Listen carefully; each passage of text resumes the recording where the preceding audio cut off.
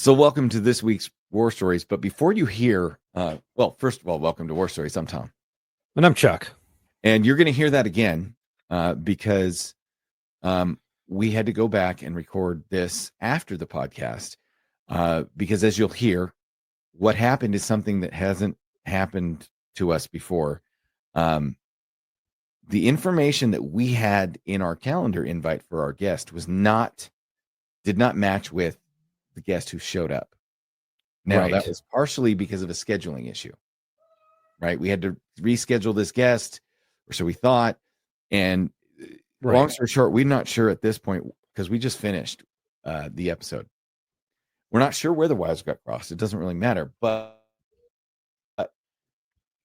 what the net result was is we ended up with a guest on our show that we did not know anything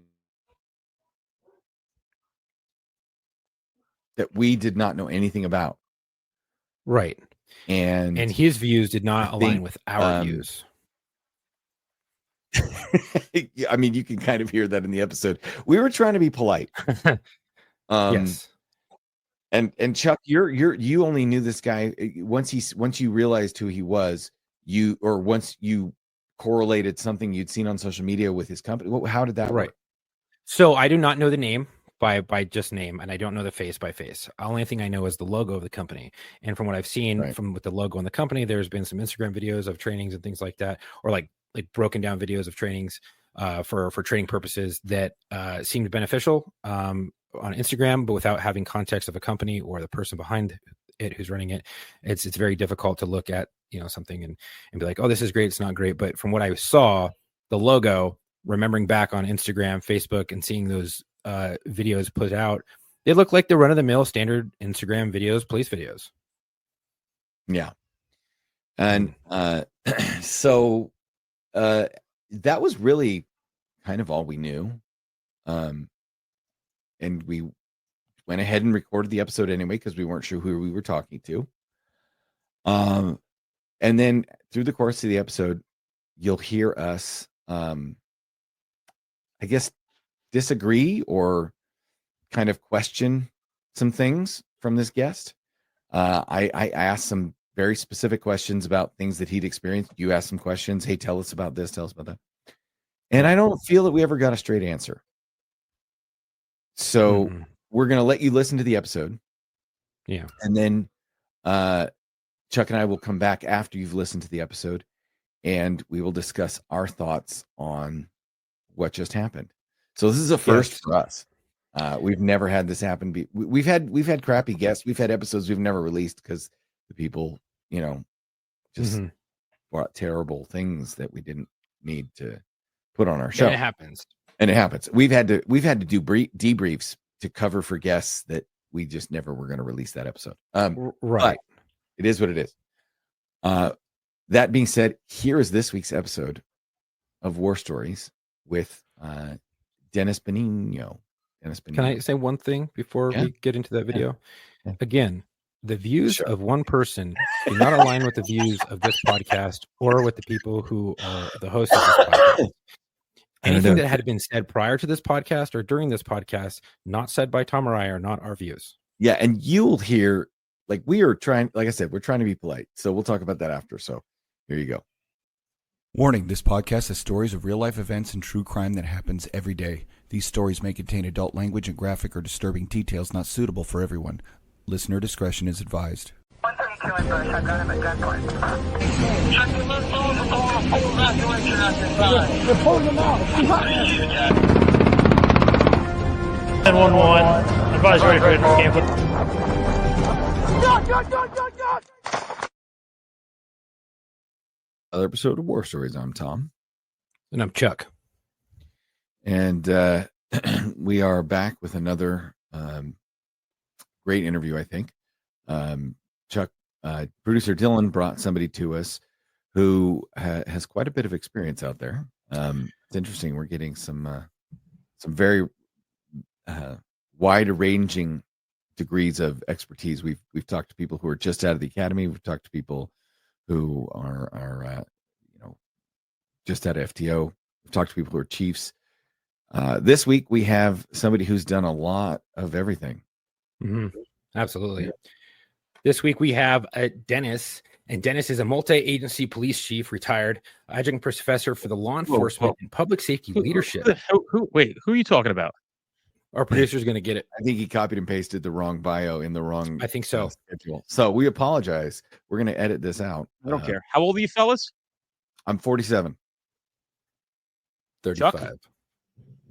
Yeah, Chuck. I have. So Tom, you're older than me by 4 years, and Chuck, do the math. What am I telling you?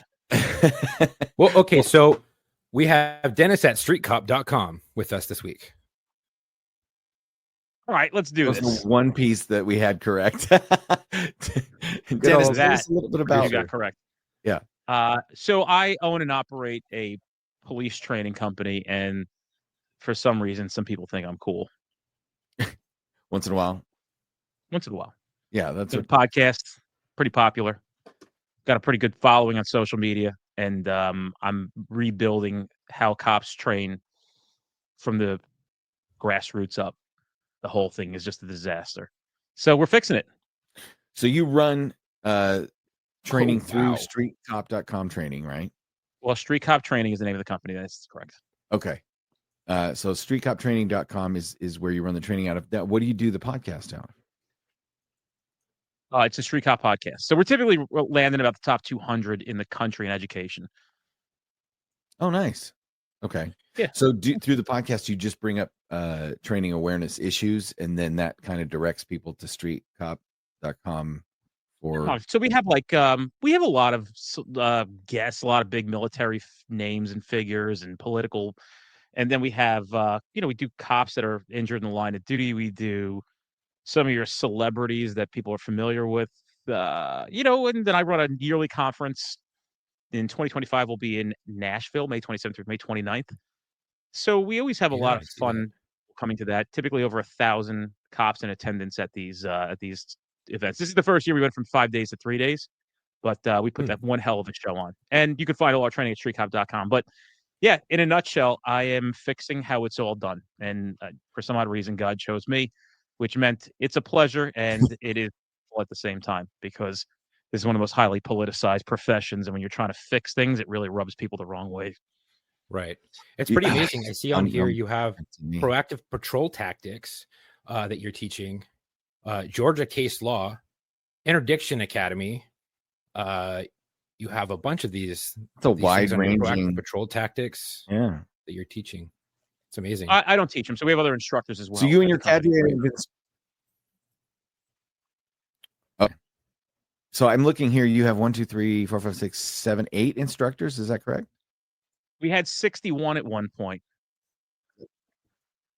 Oh, so this is just the website just has like the top instructors, but you have way more than that.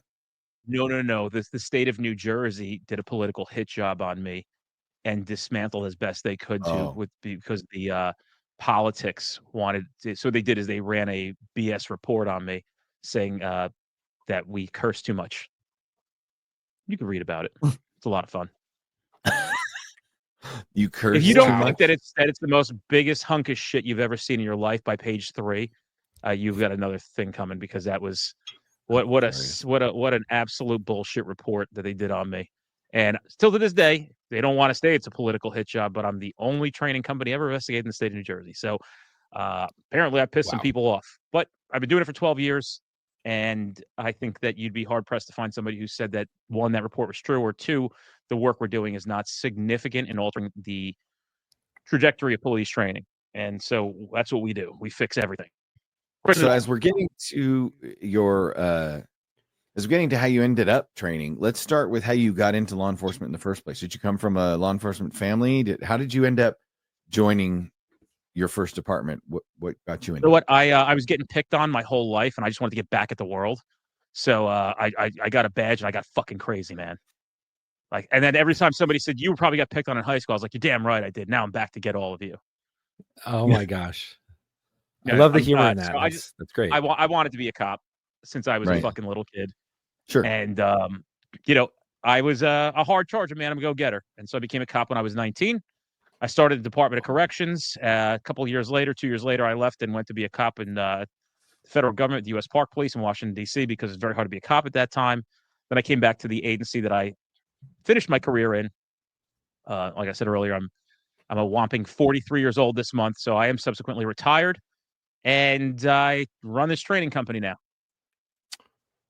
Wow, that's amazing. I mean, just to look at, I was looking at your company, and I know I've seen your company so many times on Instagram and Facebook, and Man, and it's amazing to be able to sit here and talk to you and go about it, and your dedication to law enforcement, not only coming from a patrol background and everything like that, and working as from such a young early age at 19.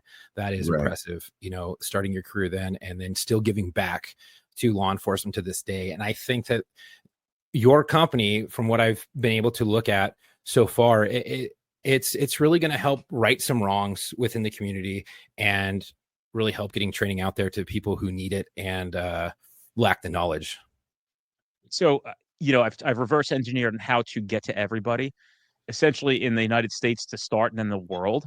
And you had to think about what the constraints were and the hurdles that we faced as a training company. We talked about 700,000 cops, and almost nobody gets any training. I mean, you guys are cops, right? Yeah, 100%. I'm retired. Yeah, you look young. I mean, for 47, you look fantastic. I can't lie. Yeah, you kind of look like Sal from Impractical Jokers. All right, I'll take it. If I had Have you Sal's heard that money, before? no. And Chuck, No. well, like from where I have bad eyes too, so that the laptop's kind of far away from me. And then Chuck looks like, Chuck looks like he's like the vice president of the Mongols.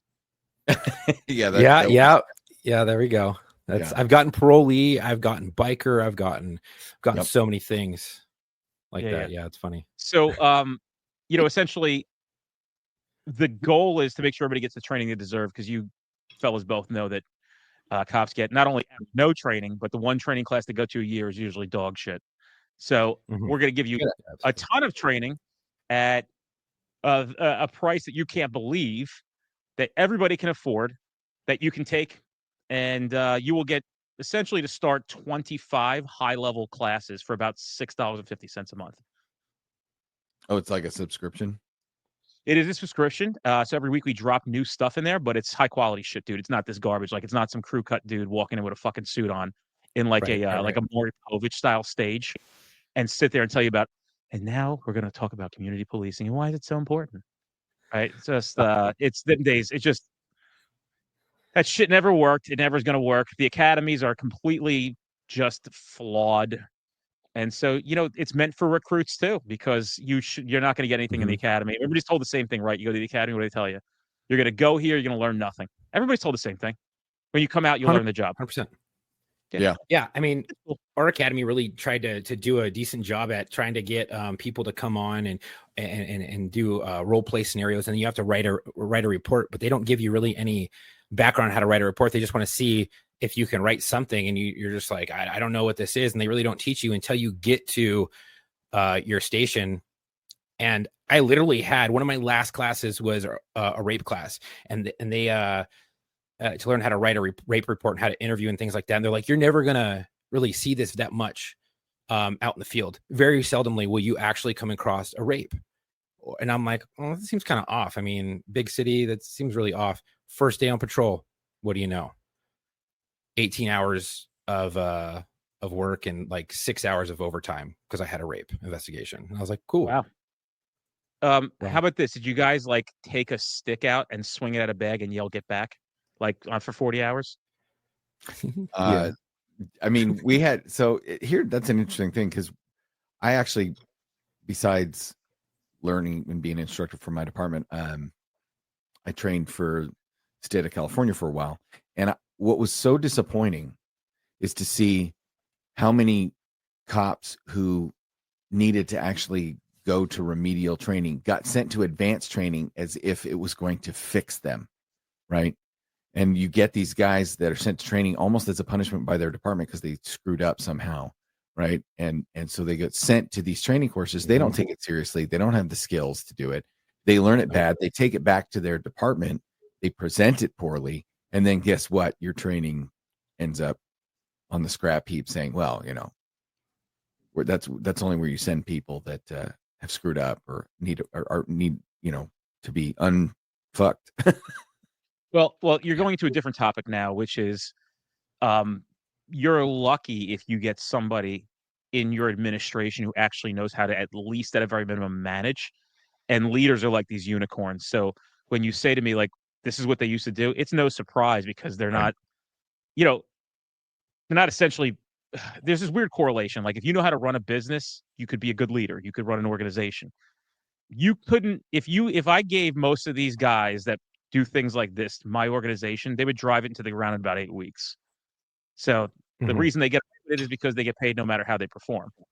And so when you say, like, yeah, it doesn't make sense to me, I always tell people it's very hard to work for people who are idiots, right? And they don't want to ever admit that they're idiots. So what they do is they let their egos get in the way instead of progression.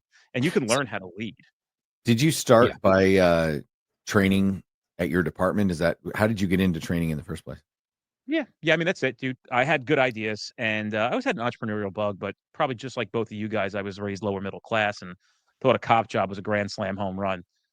And so, I just couldn't believe how wrong everybody was doing things. And really, what my ultimate skill is, I'm very good at resolving problems and fixing things. I mean, I fix so much shit. I fix shit without even asking permission.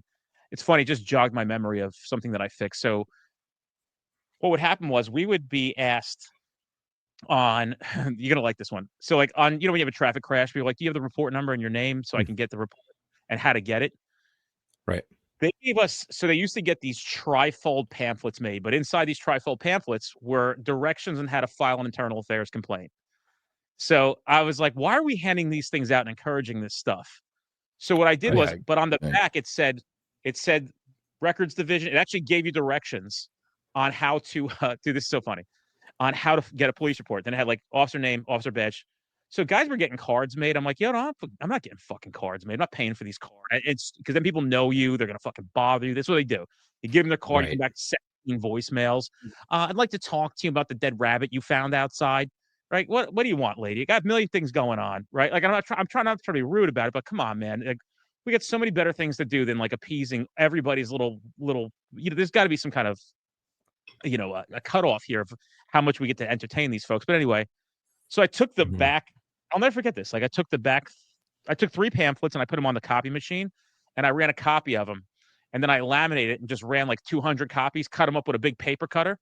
And then everybody saw me using them, and then everybody used them. 200-man agency. So everybody was using these things. Oh, wow. And that was just one problem that I fixed. Like, everybody was dealing with the same issue, is that they didn't want to buy cards. The agency wasn't giving us cards to supply. Nobody wanted to give. And by the way, if 290 of us in Radio Patrol took out these pamphlets, like they were like colored high gloss pamphlets, the agency would have had a fit.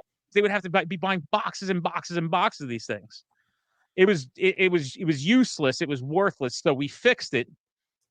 I mean, I fixed it, essentially, and probably to this day, those papers are probably still used many years later. That's awesome. It's funny that you say that, because at my agency, I had a lot of people when we do DUIs and things like that, where you would need a cheat sheet, but the cheat sheet was so big and bulky. If you're sitting out at night and it's dark and you have your flashlight under your arm and you're trying to read this whole big thing, it's hard to keep your eye on the suspect at that time. So there's one gent, he made this small little card and had absolutely everything you needed to do. You can read it and you could, write on it real quick, and then you erase it when you're done, and you could just keep reusing it. And he made it, and it was the best thing since sliced bread. And so I really think that the patrol officers that are out there are the ones who are the most innovative. You always see, like, these captains and stuff like that, and higher ups, and they're always trying to reinvent the wheel, but it's always some ass backward way that just doesn't make sense. And every time I've seen something great come from an agency or something, come from law enforcement, it's always done at the patrol level, because they're the ones who are dealing with that every day. So it's great that you made that. That's amazing. Dude, some of the best chiefs in the world will never be chiefs. They'll be patrolmen forever, and vice versa. You know what I mean? Like, there are guys that get promoted, and you go, if that guy can get promoted, there's still hope. But for the most part, that's so rare. Yeah, when those guys get promoted, or those girls get promoted, because I got to be honest with you, I'll say this as clear as day. I've never had a bad female supervisor. Never. I don't know why that is. Never. Always liked them a lot. Maybe my good looks, but I've had bad supervisors on both sides. It's not a gender thing. It's a douchebag thing. Yeah, no, I get it. I just never had a bad female supervisor. I was fortunate enough. I'm not saying I'd have bad male supervisors. I just worked for what everybody else worked for, but just, like, a handful of morons sometimes. Sure. Yeah. A lot of times I've seen people get promoted over like who they burned or that type of stuff, and that's like a mentality that I see so often in law enforcement is you're going to burn them to learn them so that you can promote, and that's how you cut your teeth to promote. And I'm like, that's so backwards, because we should be doing and promoting people who do the right thing when no one's looking and have the best background to lead. And too many times where I see people who are fresh out of college, they do a year or two in patrol and they're gone, and you never see them again. Next thing you know, they're your captain or they're your deputy chief or something like that. So I actually think there should be, honestly, I've put thought into this, not a ton. I think there should be some knowledge-based testing.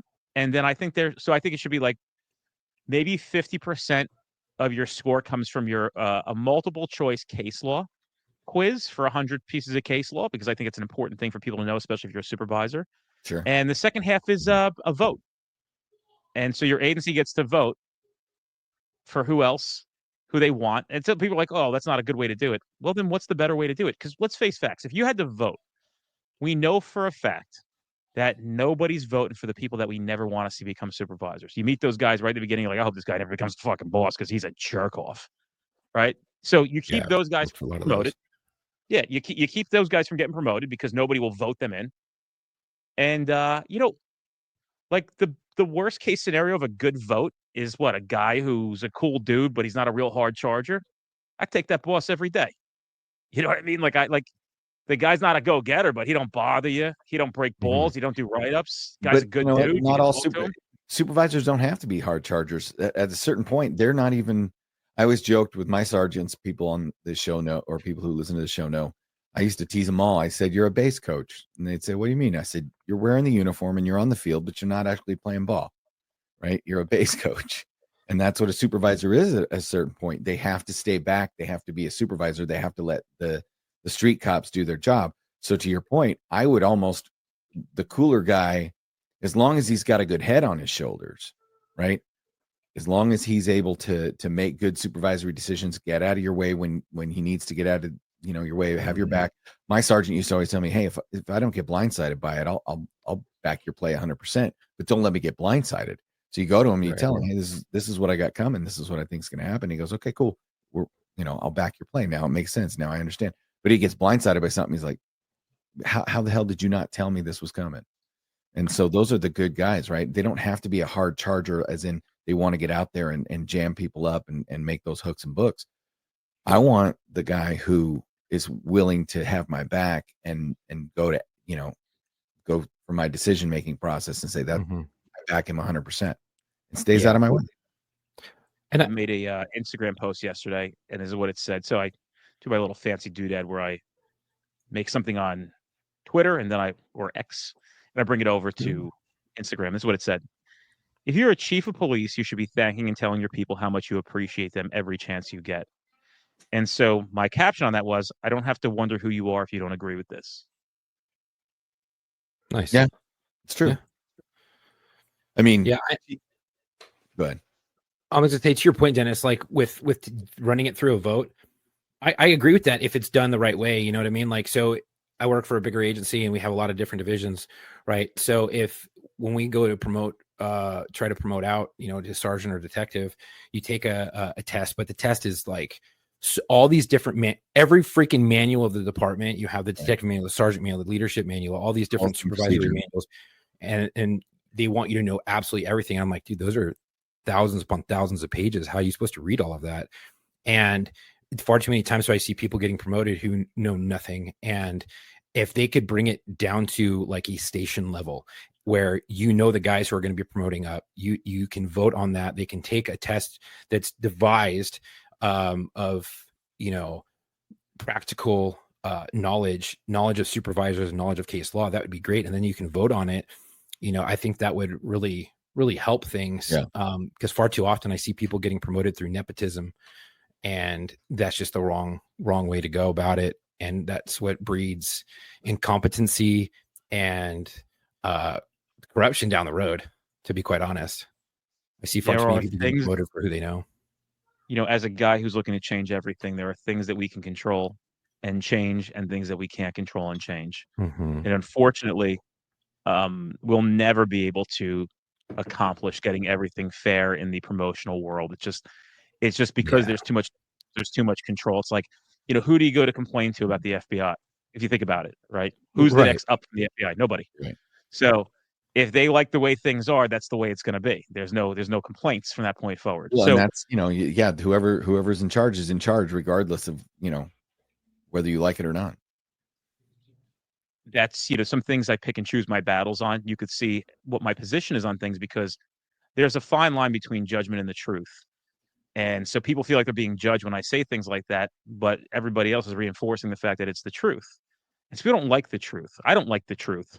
It hurts, but it's the truth. I got my butt kicked today by my staff about me not listening to them. And I literally sat there with my tail between my legs, and they were not wrong. And I sat there and said, I'm sorry, we'll do it your way. I did not do, well, we've said this before. And I'm like, all right. I know. There's a lot of frustration coming out. I get it. Like, we all love each other. Right. And I'm like, well, way. And so tell me what you need me to do. And that was the conversation. So I know what I can fix. I could fix a couple things. And two of them right off the top of my head are how not to die in the line of duty and how to perform constitutionally correct. Mm-hmm. Those things I can do for you. And then I can also teach you how to catch bad guys too. Now, Not all the bad guys, but I'm good at that. Does this come from,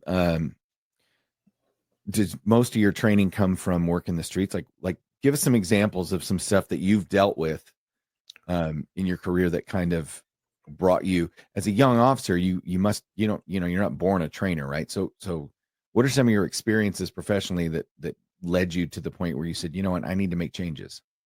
Yeah, absolutely. So, I think as you go along, you realize that you learn nothing. And you got to go usually outside of your circle of people that you can reach out to and ask to find better answers. And then you got to find those answers and build on those answers. And, when we got on the job, there was no internet, folks.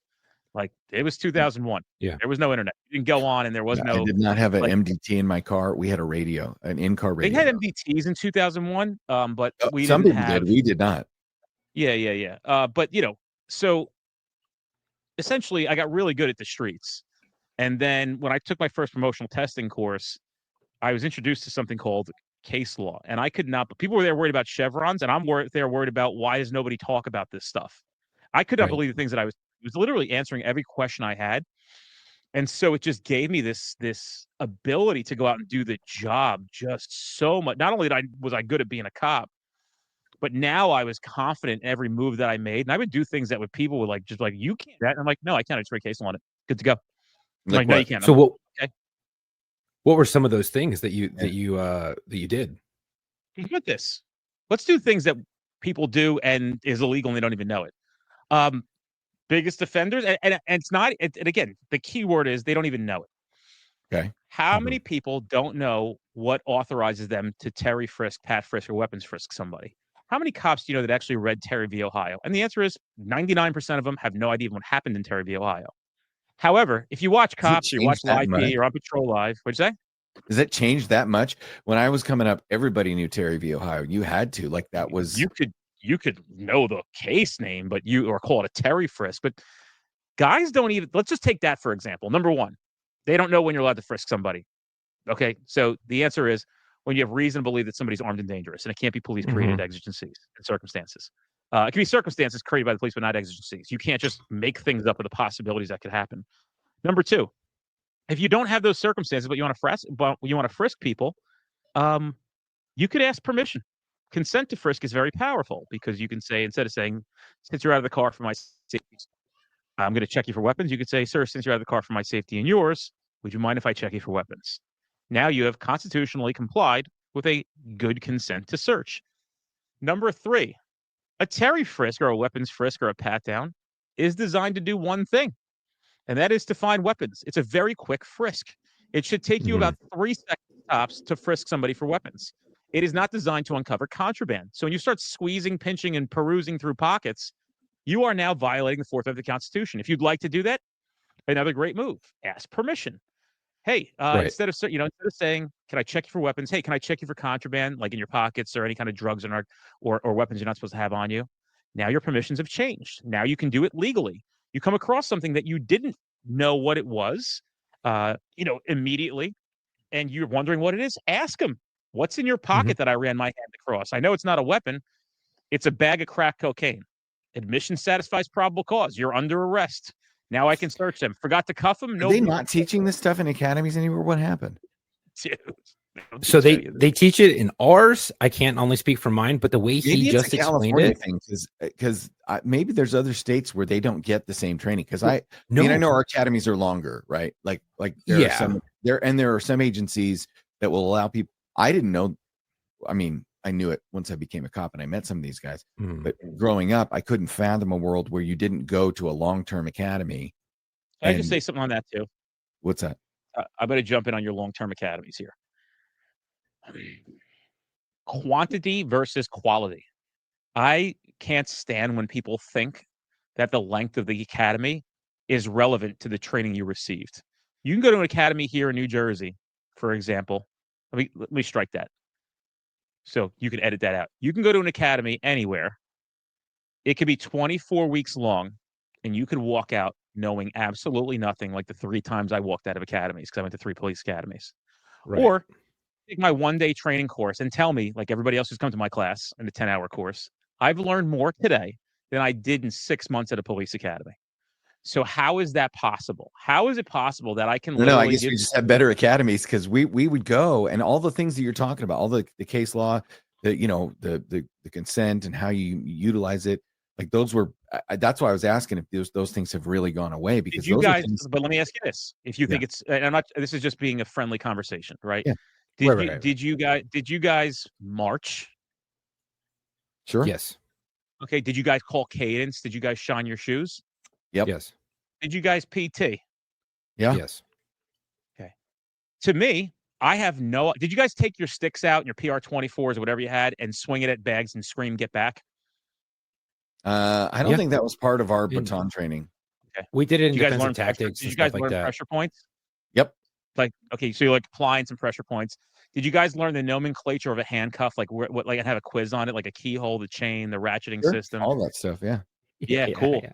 All these things that you learn that you never need to use, all this fucking wasted time on stupid shit. You're never testifying on a fucking ulnar bone. You don't need to know the Scoville heat units of an oleoresin capsicum fucking can. You don't give a who gives a shit about a hydraulic and needle effect. Nobody fucking gets submitted. I can tell you 100%. Those things, I was the use of force instructor for my department. Knowing the hydraulic pressure needle effect of a can of OC will save your ass in court. Wow. And the same thing with court. Who's going to court and testifying on that? Federal suits. How many times, Tom, have you been to court to testify about hydraulic and needle pressure because it damaged the retina of an eye? What are you talking? Cops get sued for that shit all the time. If you get too close to it, it's a liability thing. It's a liability thing. Why wouldn't you just teach them? There wasn't a question. How many times have you been to court and had to testify on the hydraulic and needle effect? None. Never, correct? Right. What does that prove? It proves that it's a waste. No, it's not a waste. You prepare officers for anything they're going to encounter on the street, right? So it's the same. Okay, so here's, by that logic, and I get this, right? I made this argument when I was in the academy. They're gonna spray me with pepper spray. They're gonna tase me with the well, actually, I didn't get tased with a taser till many years after I graduated. But you're gonna spray me with pepper spray so I understand the effects. But you're not gonna shoot me with the gun so I understand the effects. But you're gonna let me carry a gun. You're not gonna hit me with a baton so I understand the effects. But you're gonna let me carry a baton, right? So that was my argument.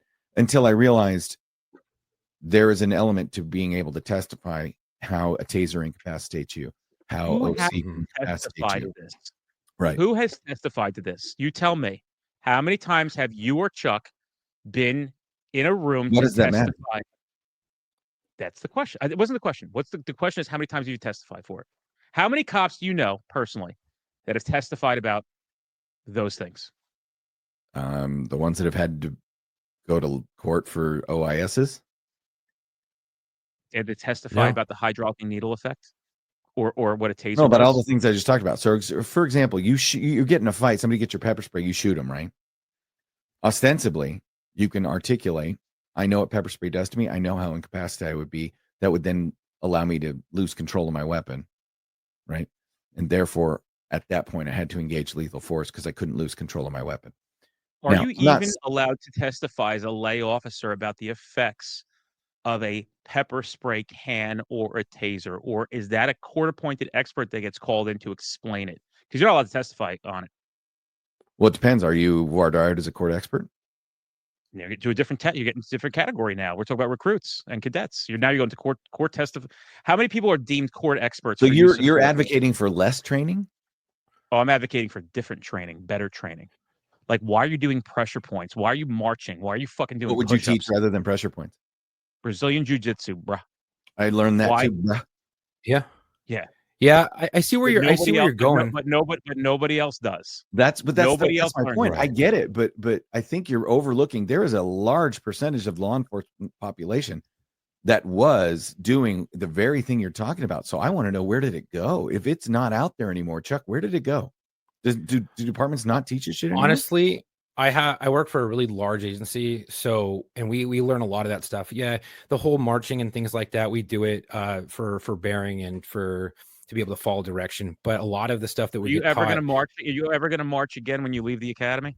Only in a mobile field force, and it's not cadence. It's like, hey, getting columns of twos. Hey, we're going to march down the street, and we're going to set up a blocking force here. Then we're going to set up, a herringbone, or we're going to do this. We're going to push with cars. Ceremony, right? Like, why are we not training for that? But we're training for ceremony for what? 15 minutes. Ceremony. I think marching, and I think calling cadence serves a little bit of esprit de corps, right? So I remember going on guide-on runs in the academy and going on runs and singing Jodi's, and it was a good camaraderie building exercise. It may not have been the most pertinent thing to case law or anything, but it did build a sense of camaraderie and pride. I think you boot all this stuff and take all this extra time of this nonsense and get these guys and girls in a Brazilian jiu-jitsu gym 5 days a week. Stop wasting time calling cadence. You're never calling cadence again in your life. You want to build rapport? Yeah. Get into a fucking gym and trade everybody up. This isn't like this shit. People are romantic with the idea of this stuff. It is fucking useless, and you're wasting all this time in these academies. They definitely need to spend more time on that type of stuff in the Brazilian Jiu-Jitsu for sure. I was lucky enough to deal with a lot of it prior, but then when I was in the academy, we had a good amount of time spent on a good period of instruction. But there are things that do you think you're at the level of blue belt when you left, Chuck? Do you think you're at the level of blue belt when you left? Do you think you had like a blue belt? I was that prior, to be honest. I was okay. I'm saying my point is like every person that I've spoken with, every UFC guy, I'm from New Jersey. They're all from here. Everybody. My kids go to like literally 3 weeks ago. Gordon, what's his name? Gordon. It's a big fucking dude name. He's like the number one fucking jiu-jitsu guy. Mm-hmm. Gordon. I know who you're talking about. I don't remember his last name, but yeah, he's a world class. Exactly. He was at my kid's jiu-jitsu gym, right? Like I'm friends with Frankie Edgar. I'm friends with Ricardo Almeida. I know guys, all of them.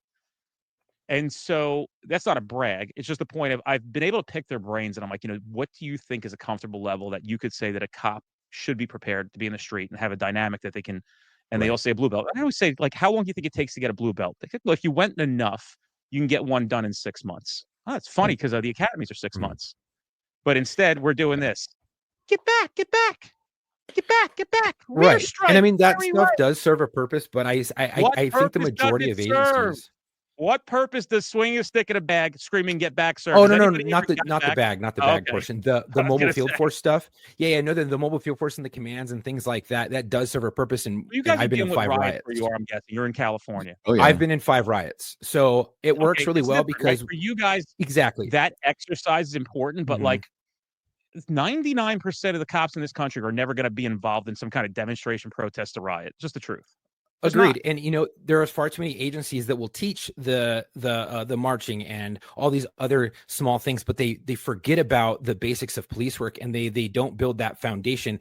And I can only speak for my agency, and it builds a decent foundation. And some of the agencies in California, they build really good foundations for that because we deal with so much bullshit because it's so busy out here, and there's a lot of violent crime and all that stuff. Yeah, so they've done a really good job. I've seen a lot of agencies in California, though, gloss over a lot of that shit, and you get them. Even my academy, not my academy, but the academy for my agency, the quality had gone down, and you were getting recruits back, and they didn't know what Terry versus Ohio was. They didn't know what reasonable suspicion was. They didn't know these things. They didn't know when they could draw and exhibit a firearm because they just didn't harp on it. They had one class on it, and that was it. And I think that do a disservice to officers when that happens. And I think that a majority of law enforcement agencies out there that are throwing academies, they're focusing on some of the wrong things when they should be focusing more on the core things to build that good foundation.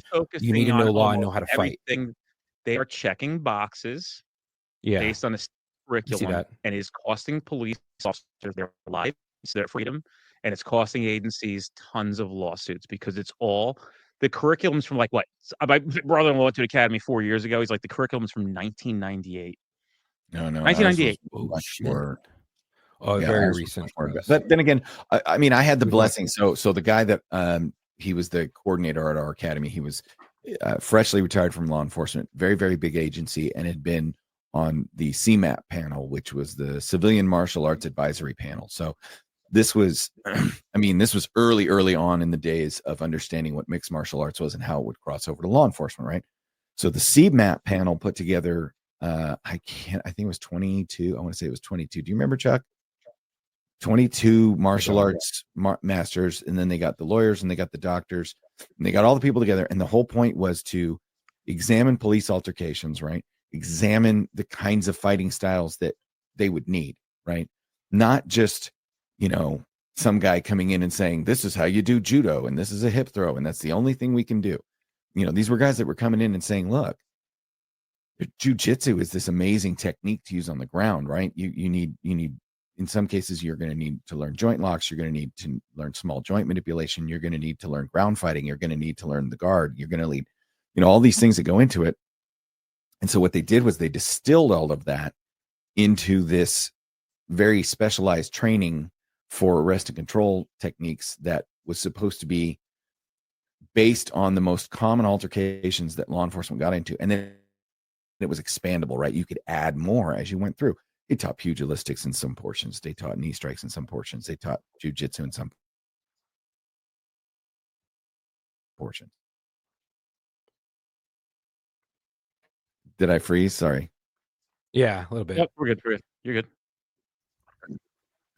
That's all right. So they taught jiu-jitsu. So I think that may be the early on stages of where our state was adopting. Because Chuck, you went through the academy about 10 years after me, right? Yeah, in 2012, I went through the academy, and that even then were they were teaching jiu-jitsu in the academy. They were teaching. Yeah, they were teaching Brazilian jiu-jitsu. They're teaching how, you know, to attack from the guard, the clinch, and all the stuff, how to shrimp out of things, how to do knee strikes and fight. But the funny thing is that I could beat my instructors. One, coming from the Marine Corps. It's not good. And two, they used me and well, they were new female to it, right? officer. No, dude, one of the guys was from the Corps, and you know they were just. No, I meant the jiu-jitsu stuff. Yeah. Oh, yeah. They were new to the jiu-jitsu. Yeah. That was something new that was being taught in 2012. Right. I mean, they were teaching before, but it was really starting to gain a foothold in our academy at that point. But still, at that point, you know, you still need follow-on training afterwards. But they were using myself and a purple belt. She's a world-class Brazilian jiu-jitsu. She's a black belt now, but she's a world-class Brazilian jiu-jitsu fucking chick, and she'd done so many competitions and things like that. And they used her and myself to. Who was that? It wasn't Ashley, was it? No. Her name's Horton. Okay. She's freaking amazing. And but they would use us as demonstrations and put us in they would do bull rings and things like that, where you would have to come and try to take us down and shit like that. And so many times I would utilize techniques that I did not learn in the academy. And I utilized the techniques that I was already, you know, ingrained in me from the Marine Corps martial art program. And they would stop and be like, where'd you learn that? I'm like, I know it's not something that we learned here, but I had the position. Why not use it? And they were like, hey, we can't do that. I'm like, hey, but this is what are we going to do with a suspect in the field if he utilizes something that they weren't trained on? You're bringing something up that Dennis, I think, would probably really want to speak to, because I think that's some of what you're talking about, Dennis, is how does an agency take something that works, something that's functional, and then back away from it as a technique, or back away from it because it doesn't fit the narrative, or it's not popular, or they're afraid of it because it's new, right? Dennis, you probably see a lot of agencies where you're at that don't want to adopt the new because they're afraid of it, because it's too radical, or it could hurt people, or whatever it is. You get nothing done by asking permission. It'll never happen. So, I was going to put a post out. I'm going to make it tonight anyway, but 5 years later, after George Floyd, what have the politicians done for law enforcement? Nothing. Well, right. Aside from taking away some, and here's what pissed me off: you're taking away some very, very, very valid techniques, right? Like the carotid restraint, as we were calling it when it was taught. It goes through lots of different names, right? It used to be the rear naked, it used to be the sleeper hold, it used to like all those, but right. The carotid restraint is an amazing technique that's used for a long, long period of time. And if you sit down with mothers, right, you just gather a wide array of mothers and you say, hey, look, let's pretend you got a kid between 15 and 20 years old and he's got to get arrested. I can either beat him up with this club, I can shoot him, I can electrocute him with 50,000 volts, or I could wrap my arm around his neck for about 6 seconds, not cutting off his air, but he would go to sleep. I would put handcuffs on him. And when he woke up, he would not be injured. He would apologize and we'd be done with it. And they're like, oh, let's do that one. Because nobody wants to get beaten with a baton. Can we all just agree that the baton doesn't work? I mean, I will say I've had to use it, and it has worked. But I think you're in an era. Were you like were you hitting the call button on the Sally port? Or were you getting something out from the car? Yeah. No, well, the only time I've used it is in riots. I got rid of my ASP and I switched to a straight stick because there was the PR24 was bullshit. He's locking up, right? It's not us. No, it's the Wi-Fi on his side. But yeah, no, like the PR24, it serves a purpose in certain circumstances, but for the most part, it's so big, it's hard to utilize, and you're not taking that out of your car every single fucking time unless you're trying to ride with it, because you have to remember so many things. And how many times have we seen cops get to a hot scene, they throw the car in park, they leave the keys in their ignition, they run out, they get into a fight, suspect gets up, takes off running, hops in the cop car and takes off, so it's okay. Now I got to remember to turn my keys off, lock the fucking door, and now I got to remember to ring my baton. Far too many times. That's why they give us the ASP, and so that if we get into a use of force or a categorical incident where we shoot someone, then we can check those boxes. But it's not really used. And I think hands-on is utilized way fucking more, and it's way better. And to be proficient in that, and they're just not teaching it. And I think it's also it's undertaught and it's underused because it's undertaught, right? Dennis, you can probably speak to this as a because here's the thing: once my guys were out of the academy, right, I could only get the department to send them to me to teach them so often, right? How many guys that go to your company for training is because their department isn't sending them enough? The consequences of not training on every level in this profession or in life in general are significant. And so I always tell people, if you are a police officer at the end of 2024 going into 2025, and you have the ability to go and train jiu-jitsu, and you are not understanding what the consequences are. We'll start with just the reconstruction of your orbital bones. We'll step over next to somebody else losing their life. And then we'll go right into you having to use force that you're going to have to try to answer for. And they might put you in prison for the rest of your life because you don't know how to fight, because you'd rather sit and watch Netflix on Saturday mornings and get your fat ass up to a gym and learn how to fucking do this. And guess what? You don't even got to do it for that long. Yeah. Right? Everybody tells me you get to a blue belt, you're good to go for the rest of your life. And guess what? We know that cops aren't going to feel like we need health and exercise. These people are fat fucks. They're fat fucks before. They went to the academy, they dropped 30 pounds. They got a resize. They get the fucking thing that expands their neck, right? So you can wear the tie still, that rubber band they invented. These guys, they're fucking, their bulletproof vests look like they're cake plates on their chest, these fat fuckers. So they're not going to the gym. They're not going to work out. But when you know how to fight, you don't lose that. That's just the truth. Like like you're at a competency level. You don't lose.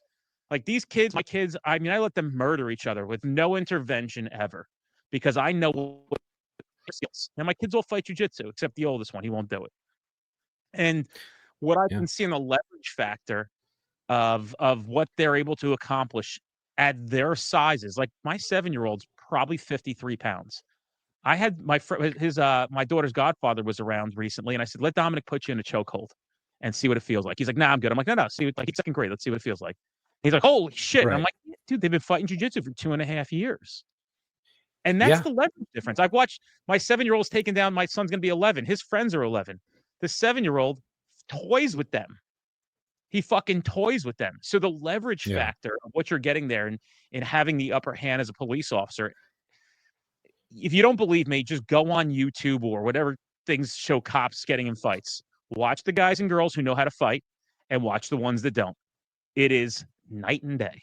Night and day. And guess what? They're not sending you. So you got to choose yourself. That's why Street Cop University is about $6.50 a month, because now you can take it. If you got it, everybody has the internet. You can't complain. People say, "Oh, I like training in person." Folks, in-person training will never get you to where you need to be. It's impossible. So you could be romantic with the idea of going to a class. There is nobody working the road. They're not sending people to training anymore. And so you don't get the ability. Right. And like, what are you going to take? 2 classes a year, 3 on your own time? How about you take 25, 30 classes a year? And on top of that, I'm not even charging you $300 a class. You don't got to ask your chief to give you money to do this. Right. Okay, I'll give you one real quick, and then you guys, it's your floor. Why are we not trained at the same level without the ability to prescribe medicine as a paramedic?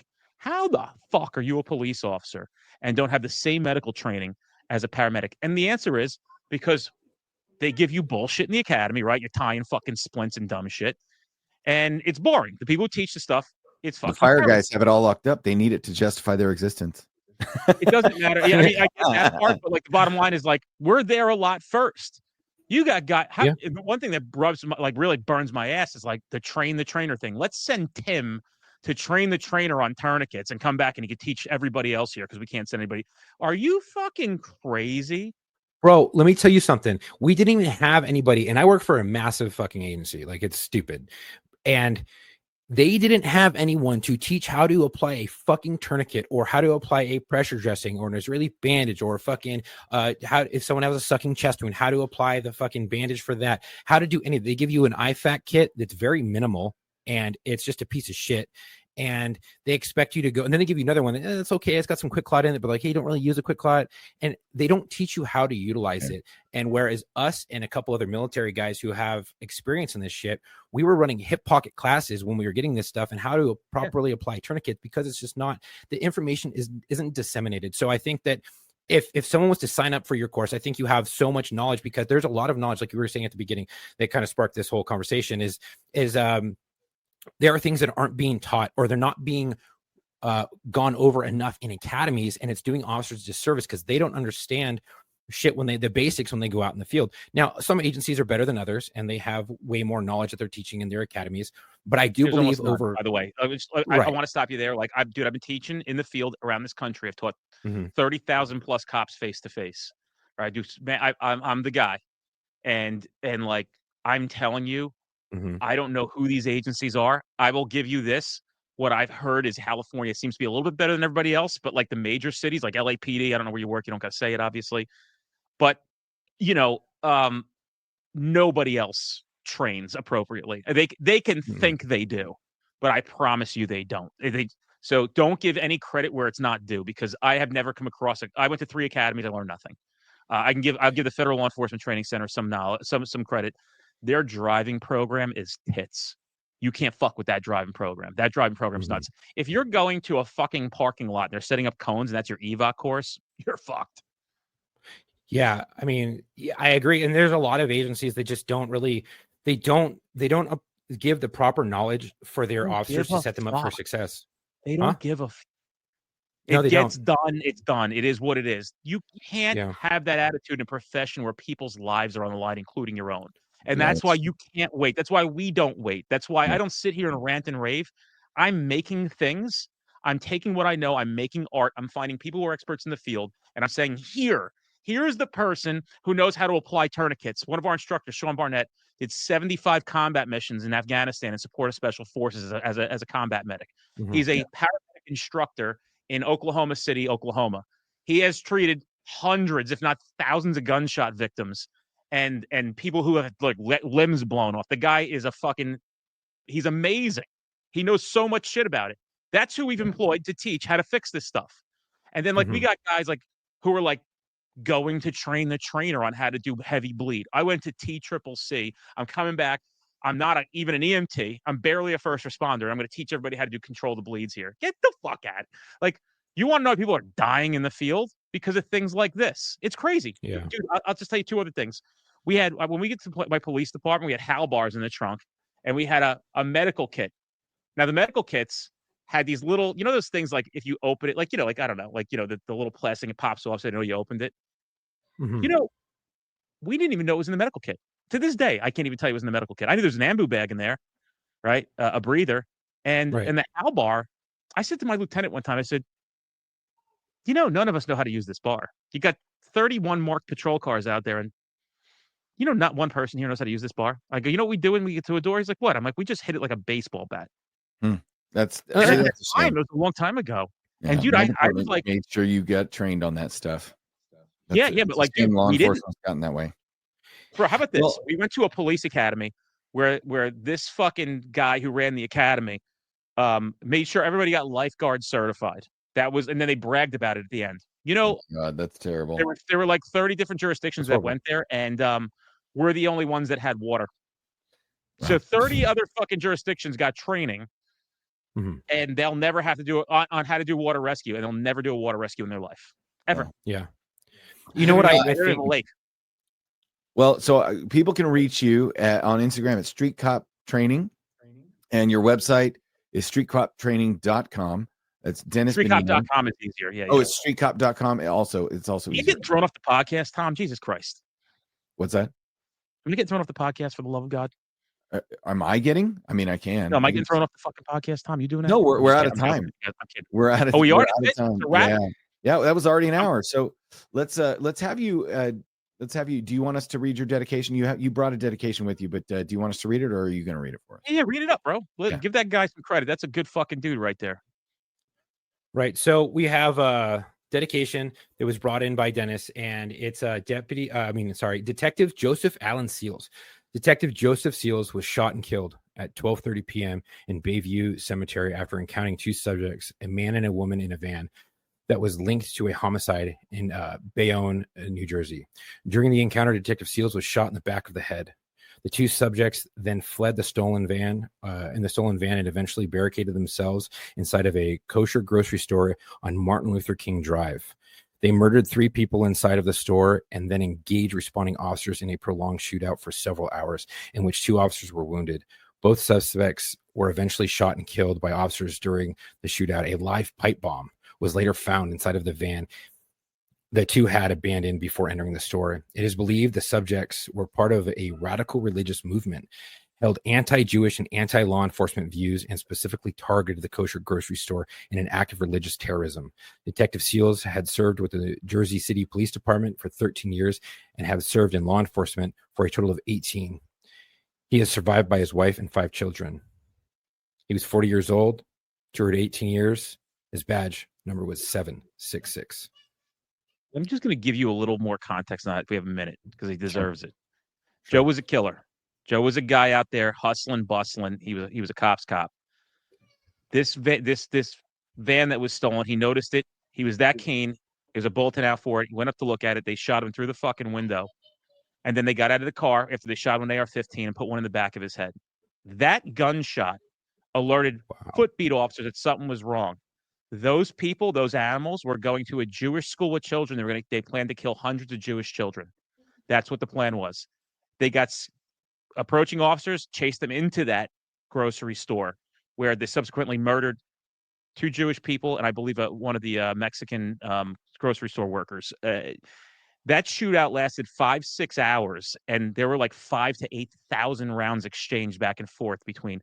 I don't know if you guys remember this. Then these brave motherfuckers from ESU and all the police departments got in this car. It wasn't a pipe bomb. It was a bomb that would have leveled a football field in downtown Jersey City. They got in the van and drove it to fucking Giant State, to the parking lot at Giant Stadium. No, just wondering when this thing was going to go off. And they fucking got the fuck out of the van, left it, and then eventually, the bomb squad dismantled it. Joe Seals gave his life to save hundreds of Jewish children that day. And Joe did not deserve to die the way that he did. But had he not gotten involved and had the fucking balls to walk up to that car, you would have had hundreds of human beings. And the crazy thing is, because those kids weren't killed, a lot of people don't remember this story. It was a crazy fucking story. Listen, the whole thing on the fucking, the whole radio transmission was absolutely bonkers. Anyway, Wow. Joe deserves that. Rest easy, Joe. We got it from here. Chuck, what do you have for us? Well, I want to say thank you all today for tuning in. If you enjoyed today's episode, make sure to follow us on Instagram at war_stories_official and our Facebook at War Stories Podcast. If you're already following, we'd really appreciate it if you could share a post and help spread the word. You can also check out the link in our bio on both platforms to find all of our social media, the media links, and our website. Our podcast is available on all major streaming platforms, including YouTube. If you'd like to support us, head over to our website at www.warstoriesofficial.com to grab some gear. We still have some merch available. Do you have a story to tell? Or you know someone who does? We're always looking for law enforcement, corrections officers, dispatchers, firefighters, medics, and veterans, but also those ER doctors and ER nurses, because you guys deal with some crazy things. We want to feature you on the show. If you're interested, email us at booking.warstories@gmail.com and share your story. We'd love to have you on. And if you know someone who would be a great fit, please send them our way. Thank you for all the support. Stay safe. And until our next episode, come home with your shielder on it. So now you know why Chuck was giving that disclaimer. We have since had we finished the episode. We had a conversation with producer Dylan, who humbly apologized because we're still not sure how this guy was supposedly a chief of police from what we knew. He was not. And not a chief of police. He made that very clear early on in the episode. Right. We know, we understand why he was never a chief of police. But that wasn't it. I think what happened was another guest. We had another guest info on this guest. We didn't know who he was prior to coming on. So you can feel the awkwardness at the very beginning.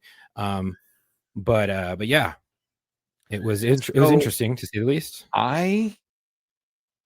First of all, I felt like no matter what we did, he tried to turn it into an hour-long commercial for his company. Let me tell you what I fix. I fix everything. I know what I'm doing. Right? Right. And I'm not knocking the guy. He may be a very, very nice person. And maybe, again, Chuck, I firmly believe what I said in the podcast. This may be a case where California training, because my dad told me this when I came on the job. Right. And I've seen this over and over again. The training that California police officers receive and the standards that exist for police officers to work the streets in the state of California is consistently over and above what anywhere else in the country is teaching or training.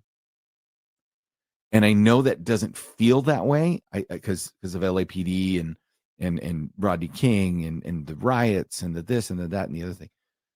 But first of all, LAPD is not the entire state of California, right? And no, they very much have their own program that they like most departments. LAPD has an 8-hour class that you have to go to wear a sling on your shotgun, right? So yeah, they have a lot of stupid classes. Right. Whereas there are other agencies that really are on the tip of the edge or tip of the spear when it comes to training. Right. So you'll hear us. You heard us, I should say.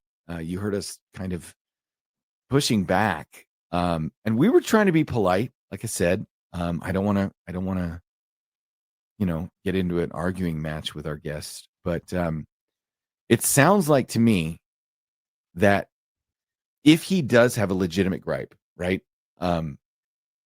Because the cops that he's serving with are so out of shape and so poorly trained. Is that a New Jersey or a New York thing? And I would love if we have New Jersey, New York cops that heard this episode or cops that have worked with guys like that. We'd love your feedback, because are you getting proper training? I understand stop and frisk was a thing, right? Stop and frisk was literally you stop and frisk them with no reasonable suspicion, no Terry versus Ohio requirements. Like the policy was you can stop and frisk somebody. And that policy was challenged constitutionally because they were saying a violation of the Fourth Amendment.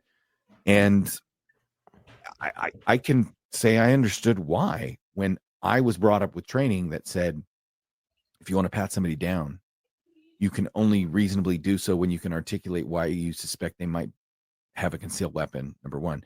And number two, you can only look for the item that could be a weapon, right? You can't, like, if you feel an item, you can only grasp it so much as you can identify that it's not a weapon. You can't then like like all those things that he was explaining, I was taught, and I'm old. I'm older than him, right? Like I came through the academy. Right. He's 43. I'm 47. If unless we went through the academy at the same age, but it sounds like we didn't. I probably came through he's 19. I was 23. So we probably went through at the same time in different states. And he didn't receive that training in the academy because those states were so far behind the curve. And that's what I was trying to explain is we were on the cutting edge of teaching the CMAP panel and the Civilian Martial Arts Advisory panel. That was the cutting edge of what cops were being trained. Other departments nationwide were probably 10 years behind. Yeah. And I think that's just for the volume that we deal with in California. I think that it's different in California than it is in a lot of different places. And, you know, a lot of agencies don't even do weapons pat down searches anymore, because if you can search a body, you're going to just search the whole fucking body. There is no more, hey, let me just see if you have a weapon. It has to be, you have reasonable suspicion that this or probable cause this person committed a crime, and you are able to now put handcuffs on them, detain them, search them, the whole 9 yards for CYA. So there are a lot of agencies that you know have been evolving, and there are some that are behind the curve, very, very far behind the curve, and they're doing a disservice to their officers because they're not teaching them. But I also think if you're selling a company on training material, I mean, it would be a smart business move to say, like, most cops don't know what they're doing. 90% of officers. I don't think 99%. I think that's a made up statistic for sure, because there are a lot of cops that we've talked to, and we've been doing this for a while. Like, Now I've been here for 4 years, and we've talked to so many that know what. So you heard our disagreements with this person a little bit. Yeah. We also had to then subsequently go back and find out who we just interviewed.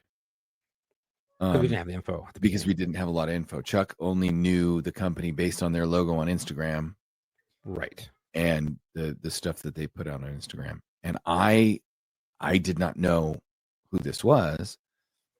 And admittedly, how do we even go about this? So he did mention that there was an article, a hit piece that was written about him, right? And I didn't know what he was talking about, and we tried to clarify, I think, a little bit, and we got shut down. Googled so we it. decided to Google it ourselves. Right. And so let's put the New Jersey Monitor, which is I don't know what paper this is, but it says new court losses for controversial police training firm Street Cop in its records fights. And so this is says Street Cop, the police training firm with such controversial instruction that almost a dozen states, including New Jersey, have banned cops from its seminars. Continued its losing streak in court this month, with judges in 2 states siding against the company. Street Cop founder Dennis Benigno and acting state comptroller Kevin Walsh have fought for 2 years over records stemming from Walsh's investigation into Street Cop's 2021 conference, which you heard him reference, a conference in Atlantic City. Benigno has resisted state subpoenas for Street Cop's financials, attendance lists, and other records, and counterattacked by suing Walsh for records to learn more about the investigation. So we did a little digging after we found that article. And I honestly, I don't want to badmouth anybody. Right. I don't want to disparage any of our guests. I was respectful. I do not agree with anything he said. First of all, I love the marching. I love the Jodies. I love the cadence. And if you didn't love it, maybe you should go back to the academy until you do love it, because I think that's a huge part of we're a paramilitary organization, law enforcement culture. If you don't have it, that's why you sound like that guy. Right. Because and I can give you your heart and soul. Right. And I can tell you one thing, and I wasn't going to get into it because it's just, we only had so much time. And if we just get into straight argument after argument after argument, it's just never going to fucking end. But singing cadence or learning how to march in an academy, it is very beneficial for when you get into a riot formation. You utilize it. You might not be calling left foot, right foot, or whatever, but you are in an organized fashion in columns of twos, and that's how you learn it. With you got to build the basics, you got to build the foundation, you got to learn all that stuff. And I think that running in formation, singing cadence, or marching in formation is an invaluable lesson, and it teaches you many things such as bearing, and also it teaches you the basics of marching. But those also correlate into tactical things such as riot control and mobile field force. Yeah. Because those are the things that you're using while you're in. You're not singing cadence when you're in, but you're utilizing the columns of twos. You're utilizing the principles, formations, yeah, the principles that you learned in that. And here's another thing. Like you even heard him. He was like, "Oh, you guys are in California, you deal with riots." Maybe he's never worked a riot and he thinks it's useless. But I'm going to tell you right now, I've worked a riot. It's not useless. No. And in addition, maybe you need to learn like regional preparedness. There are cops in the tornado alley that prepare for what to do in a tornado and how to drive their police car and where to go and do things in a tornado. I was never trained with that because we don't get tornadoes, but we did talk about earthquakes. Right. And so I get that there's things that, yes, fires. There's things that regional training, right? The lifeguard thing. I understand the lifeguard thing. Why would you train people in lifeguard training and there's no water? Okay, fine. There are some things that this is when I did try to ask him. I said, "Do you think it's agencies not sending people to training?" And he then went on his commercial for his company. Yeah. I heard a cop who maybe was poorly trained, and then his maybe style and method got him in some trouble. Mm-hmm. And he decided that the way police academies were doing it was stupid. But I'm going to tell you, that is probably based on his police academy experience, not mine, because it sounds like they were very different. Very, very different. And I mean, again, his views are not our views. If you decide to Google him, his views are not our views. We did not know who he was. I'm going to say that again for like the fucking 10th time. But yeah, you can Google him and you can figure out why we're saying so.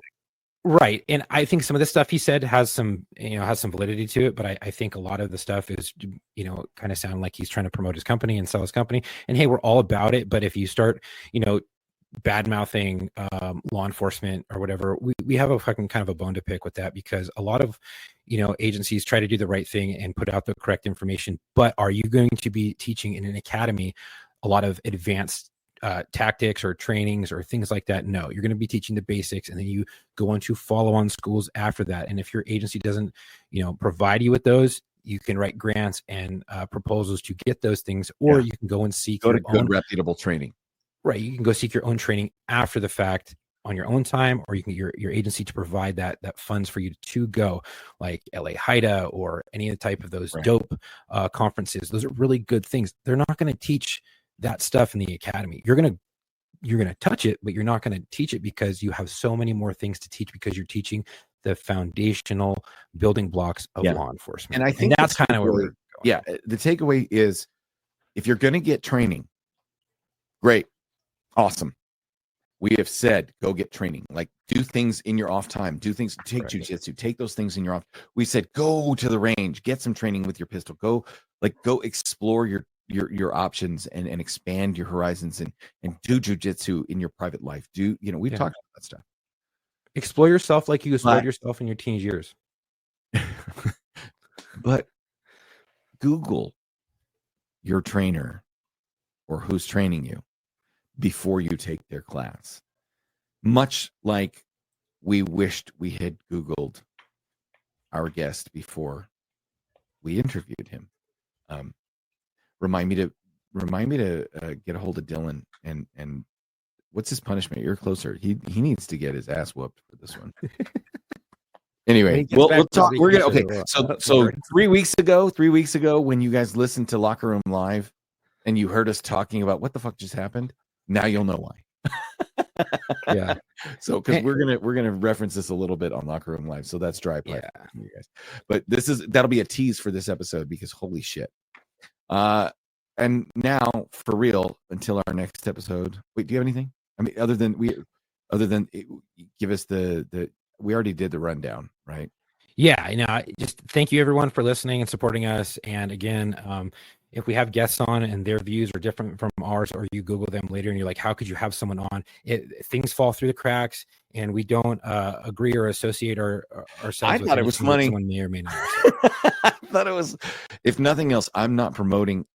We listened to him. We heard what he had to say. We said our piece. We're being polite. Let's just leave it at that. We're being polite. And until our next episode, come home with your shielder on it. How's that? Yeah, sounds good. I love it.